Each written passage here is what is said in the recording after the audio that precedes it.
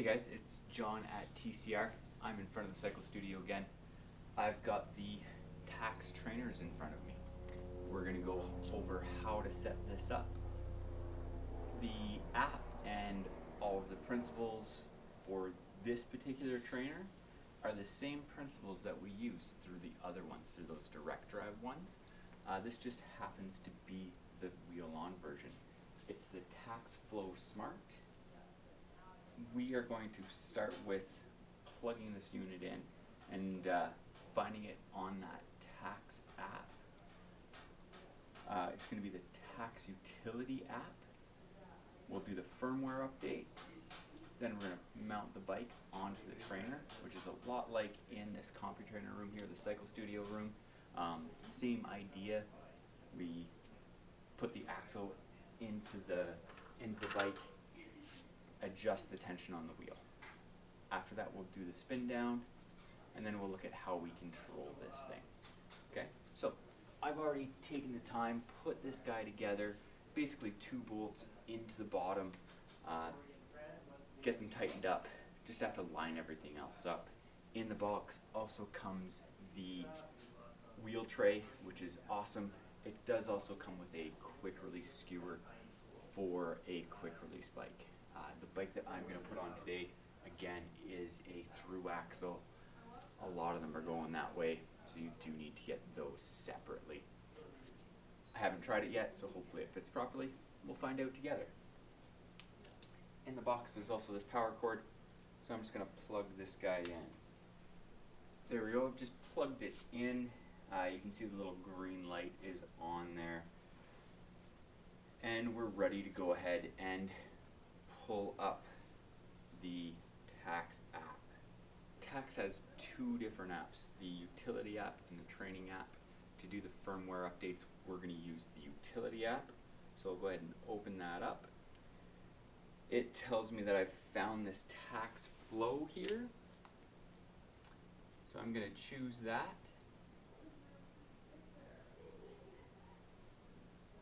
And I'm going to go to update. So we get a current version 3.1.22.4.3, latest version, same first numbers, 1.1.3. So they are different. We're going to update that all together right now. This could take up to about 5 minutes. We'll see how long it takes with this Tacx. Okay, as you can see, it did take about 5-10 minutes here. The upload is complete. So we're just going to hit OK. And if you notice, I did change the bike. I did try and put the through axle in here, and with the kinetic through axle, doesn't quite work. So I just kind of learned something there. But with the regular quick release axle, it should be fine. Okay, the next thing we're going to do is mount the bike, and we're going to do a spin down calibration. So I'm just going to put my phone away for a couple minutes here, show you guys how to get the bike mounted onto this guy. Like I said before, it's exactly the same as in the CompuTrainer room. This looks very similar. A few little differences to what it is compared to inside there. So we're just going to take our bike,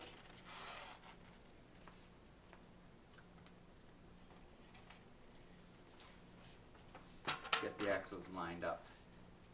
So we're just going to do a few little tweaks on there. I'm going to adjust this side. Use the big lever to clamp down. I do want that lever to be relatively tight.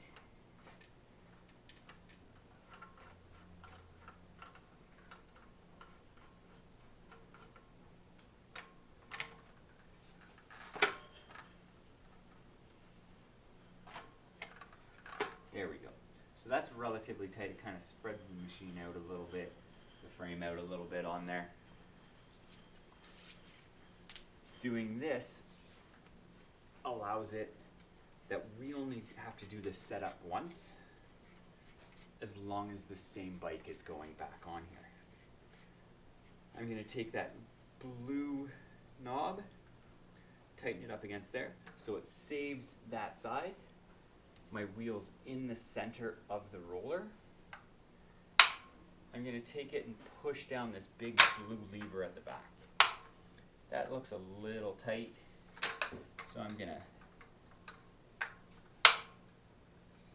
back that off a little bit.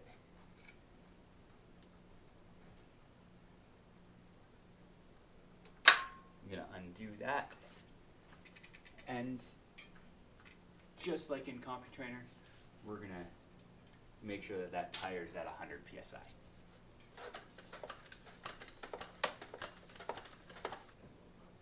Okay, I know my tire's at 100 psi now.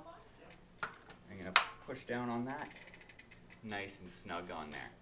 Okay, my front wheel's into that supplied wheel block. So I've got the bike mounted onto the trainer, just like we do in CompuTrainer class. I've adjusted the tension on the back, and it's got that big paddle on the back that you can move. So we're going to go back into calibration, calibrate trainer. It says accelerate to 30 kilometers an hour, and stop pedaling.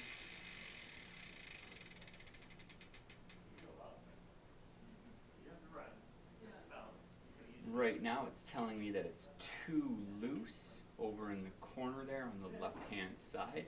So that means I'm going to get off the trainer, tighten it up a little bit, and try again. Down to this bottom knob here, I'm going to turn it to tighten it up a little bit.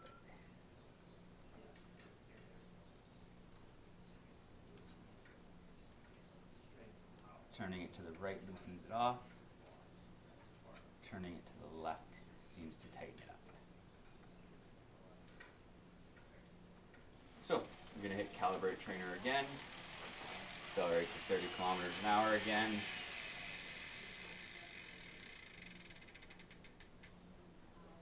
And I'm right in the middle in the green. So that's perfect. We've got the trainer set up with the bike on it. Done the spin down calibration. It ended up in that green bar right in the center. Gave us a successful calibration. That's the same as getting that number in the CompuTrainer room somewhere between 2.5 and 3. This is nice because it doesn't give you a number to remember. It just gives you that nice green, yellow, red graphic to make sure that we're in the right zone for it. Very visual. Really good for you visual learners out there. So next thing we're going to do is we're going to try and control this trainer with that training app that I was talking about. So remember, we have those two different apps for Tacx. One is the utility, one is the training app.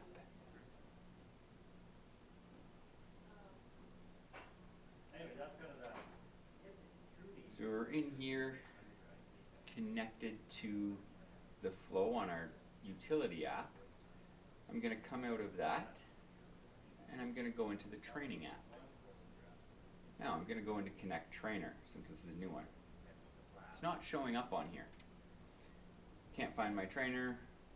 Gives us a bunch of things to check. And one of them on here is make sure your device isn't connected to another app. But we're still connected to that utility app. Let's go back then.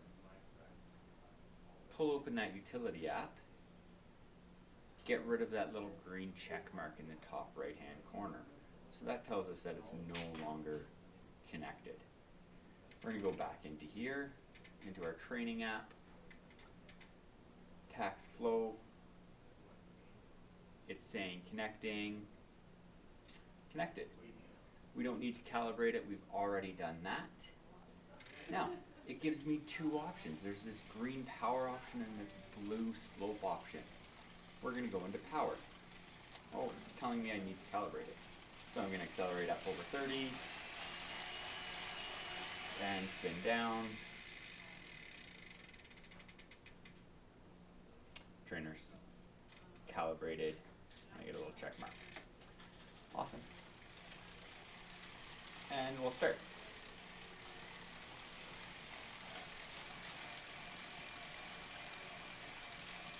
So I've got it set to 150 watts here. As long as I keep my cadence nice and steady, it should stay pretty good there. I'm going to go up to 210. There it goes. I start feeling it change now. It's definitely harder there than it was at the 150. Now with this, it definitely isn't as accurate with this particular wheel-on trainer as some of the direct drive stuff out there. But I can feel the difference. We'll bring it back down to 150. There we go. And it's starting to let up there now.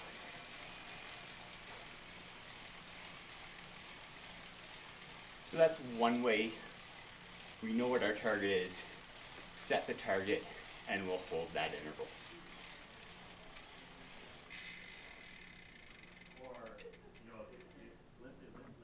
I'm just going to discard that one. The other option we've got is this slope option. I'm going to go into that. I'll start riding.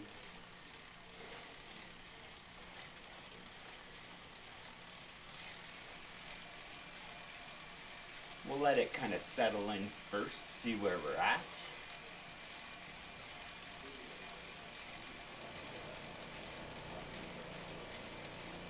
And then I'll start increasing that slope.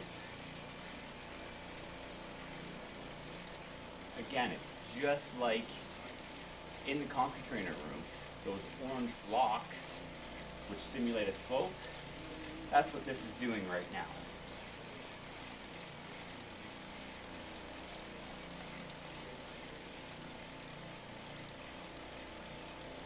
And we can go to a negative slope, and you can see that power come right down. Okay, again, two different ways of controlling it for these trainers, for all of the Tacx trainers.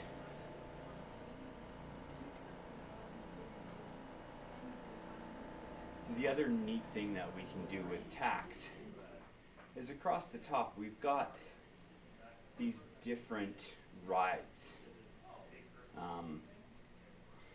They're real life rides. We can go into them and we can ride them.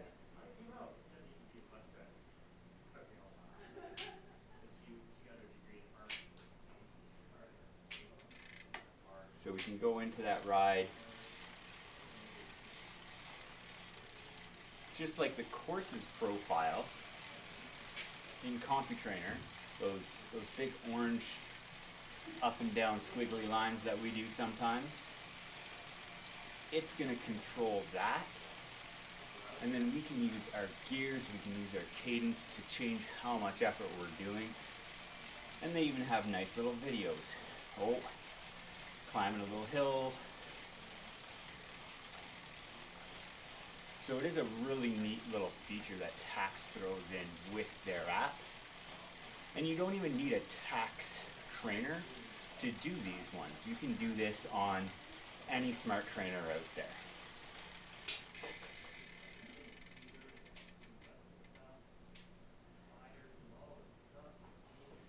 I'm just going to stop that. One other nice thing about the Tacx setup is we don't have to go around and fiddle around with it so much every time we put it on. We can use this big blue lever at the back, pull it up, that takes the tension off the wheel. We can pull that lever off to the side. I can take the bike out of here now. But then when I go to put it back in, I can bring it back into the trainer, line everything up.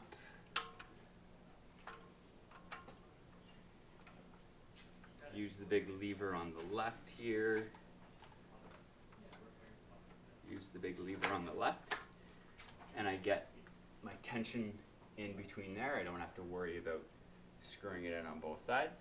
And then I can take this big blue paddle on the roller and put that in. As long as my tire's at 100 psi, my calibration is going to stay pretty close to the same. It does have a really light flywheel, so it doesn't have as good a road feel as some of the other ones. But everything that I've seen and everything that I've talked to other people about, the Neo 2 has amazing road feel. The Flux 2, which is right behind me here, that one has great feel to it. Feels a lot like the Wahoo Kicker Core, and it's right in that same price range. So there's tons of options out there. Get you riding on a smart trainer, which, like I said, taking advantage of those third-party apps like Zwift, like Tacx, like RGT, Full Gas.